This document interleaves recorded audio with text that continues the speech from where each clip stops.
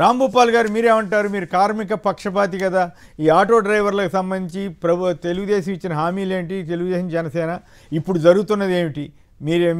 మీకేమనిపిస్తుంది? మీ అనంతపురం ఆ ప్రాంతంలో ఎట్లా ఉంది పరిస్థితి? నమస్కారం మీకు పెద్దలకు అదేవిధంగా వీక్షకులందరికీ. ఒకటి, ఆటో కార్మికుల పరిస్థితి మనందరికీ తెలుసు, ప్రత్యేకంగా ప్రాంతాలకేం లేదు, మొత్తం రాష్ట్రం అంతటా కూడా ఈరోజు తీవ్రమైన సమస్య అది. ఎందుకంటే సుమారుగా 4.5 లక్షల మంది ఉంటారనేది ఒక అంచనా సార్. అంటే లైసెన్స్డ్ ఆటో డ్రైవర్లు మీరు చెప్పే సంఖ్య ఉంటది. లైసెన్స్ కాకుండా ఒకే ఇంట్లోనే అన్నదమ్ములు ఇద్దరు కలిసి ఒక ఆటోనే ఉదయం ఒకరు నైట్ ఒకరు ఇట్లాంటివి ఉంటాయి. ఇవన్నీ సుమారు 4.5 లక్షల కుటుంబాలకు సంబంధించిన సమస్య. ఇప్పుడు ప్రభుత్వం స్త్రీ శక్తి హామీ ఇచ్చింది, సరే అది అమలు సంవత్సరం తర్వాత అయినా అమలు చేసినారు. ఆ మేరకు మహిళల్లో సానుకూలత వాళ్ళు సాధించుకోవడానికి ఒక ప్రయత్నం జరిగింది. కానీ రెండో వైపు దాని ప్రభావం ఇతరుల ఒక 4.5 లక్షల కుటుంబాల మీద పడుతున్నప్పుడు దానికి పరిష్కారం ఏమిటి అనేది ప్రభుత్వం ఇప్పటివరకు ఆలోచించినట్టుగా ఏ చర్య తీసుకోలేదు. ఈ 4.5 లక్షల కుటుంబాల వాళ్ళు ఎక్కువ మంది యువకులు, అక్కడక్కడ మహిళలు కూడా తోలుతున్నప్పటికీ 90% పైగా యువకులు. ఈ యువకులందరూ కూడా ఇంటర్ లేదా డిగ్రీలు కంప్లీట్ చేసిన యువతే. కొత్త ఉద్యోగాలు లేకపోవడంతో ఈ ఆటోలు స్వయం ఉపాధి కింద పెట్టుకున్నారు. వీళ్ళల్లో అత్యధిక మంది ఈ ఆటో డ్రైవర్స్ లో ఫైనాన్స్ కంపెనీల దగ్గర లోన్స్ తెచ్చుకోవడం లేదా ప్రైవేట్ వడ్డీల దగ్గర అప్పులు తీసుకొచ్చుకొని ఆటోలు నడుపుతారు. అంటే ఆర్థిక పరిస్థితి ఏ రోజుకు ఆ రోజు ఫైనాన్స్ కంపెనీలకు వాళ్ళ కంతులు కట్టాలి, అదేవిధంగా కుటుంబాన్ని నిర్వహించుకోవాలా, ఇంట్లో అవసరాలన్నింటినీ వాళ్ళు ఈ ఆటో మీద ఆధారపడి చేయాలి.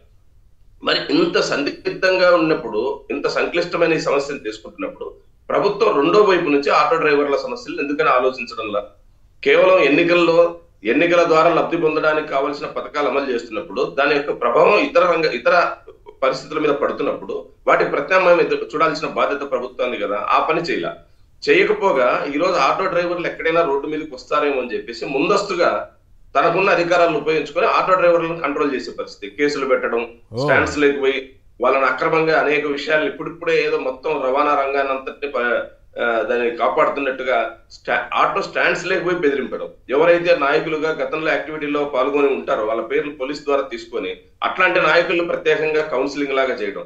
అంటే దీని అర్థం ఆటో డ్రైవర్లు తమ సమస్యలను నోరిప్పి చెప్పుకోకుండా ఇంకో వైపు నిర్బంధాన్ని ప్రయోగించే ప్రయత్నాలు జరుగుతాయి. మూడోది, ఈ రోజు ఆటో డ్రైవర్లు ఎవ్వరు కూడా, ఆటో డ్రైవర్లు కానీ జనరల్ ప్రజలు కూడా ఎవరు కూడా మహిళలకు ఈ సదుపాయాన్ని కల్పించడాన్ని అభ్యంతరం పెట్టడంలా. కానీ ఆటో డ్రైవర్లకు గతంలో 15,000 రూపాయలు గత రాష్ట్ర ప్రభుత్వం వాళ్ళకు సదుపాయం కల్పించింది.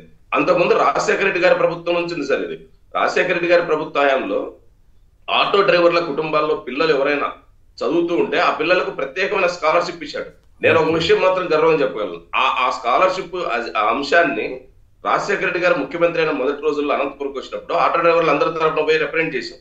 ఆ రోజు యాక్చువల్ గా ఆయన ఎన్నికల హామీ కాదు, లేదా అది ప్రభుత్వం ప్రకటించిన స్కీమ్ కూడా కాదు. కానీ ఆ రోజు ఆటో డ్రైవర్లతో మాట్లాడిన తర్వాత ఆయన ప్రత్యేకంగా రమ్మని సాయంకాలం గెస్ట్ హౌస్ లో ఆటో డ్రైవర్లతో డిస్కస్ చేసి ఏం చేయొచ్చు మీకు అంటే కనీసం ఇంటర్ చదువుతున్న పిల్లలకైనా మీరు స్కాలర్షిప్ మంజూరు చేయమని చెప్పేసి ఆ రోజు అడగడం జరిగింది. ఆ తర్వాత వారం రోజులకే అది జీవో రూపంలో వచ్చింది సార్. అంటే ప్రజలు కార్మికులు సమస్య చెప్తే ప్రభుత్వాలు రియాక్ట్ అయ్యే ద్వారా నుంచి ఈ రోజు చెప్పిన సమస్యను కాదు, ఇచ్చిన హామీని అమలు చేయించకుండా ఆ కార్మికులు అణిచేసేటువంటి పద్ధతుల్లో ప్రయత్నాలు జరుగుతున్నాయి. అందుకనే ఇప్పటికైనా ఆటో డ్రైవర్లు ఎవరు స్త్రీ శక్తి పథకాన్ని రద్దు చేయమనో లేదా మహిళలకు ఆ సదుపాయం ఉండొద్దని కోరడం లేదు. కానీ వారికి ఇస్తున్నారు. దానివల్ల మా మీద పడుతున్న ప్రభావానికి మాకు ఫైనాన్స్ కంపెనీలకు కట్టాల్సిన అప్పులకు, మా కుటుంబ నిర్వహణకు మాకు ఇబ్బందులు పడుతున్నాం. కాబట్టి మాకు ప్రత్యేక సదుపాయం మీరు కల్పిస్తారా?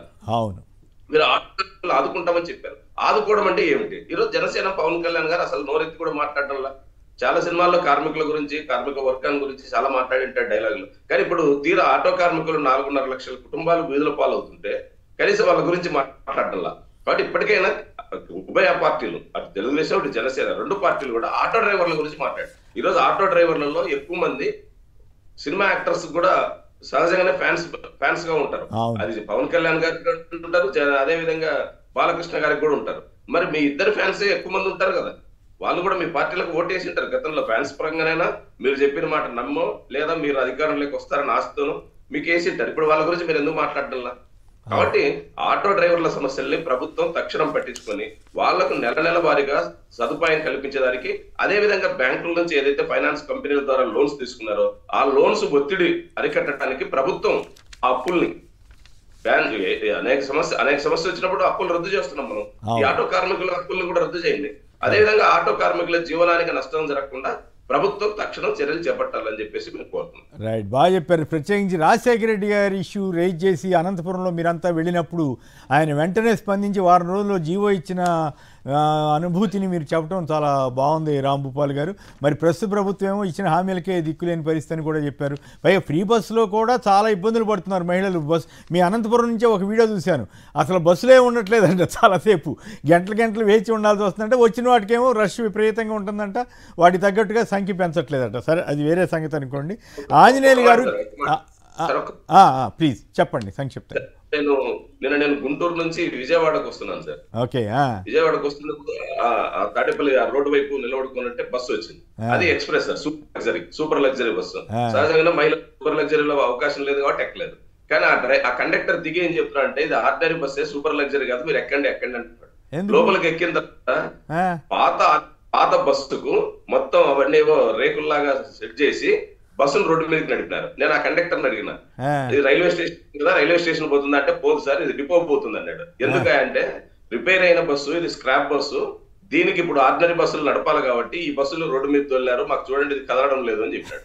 అంటే మహిళల్ని ఏదో రకంగా బస్సు ఉన్నట్టుగా ఉంటుంది, ఆ బస్సు ఎక్కడానికి ఉండదు, ఒకవేళ ఎక్కిన బస్సు చేరుతుందో లేదో నమ్మకం లేదు. ఇట్లాంటివి కూడా మరి ప్లాన్ గానే జరిగిందా, కాకతాళీయంగా జరిగిందా తెలియదు. నేను స్వయాన్ని నిన్న ఎక్కిన బస్సు గురించి చెప్తాను.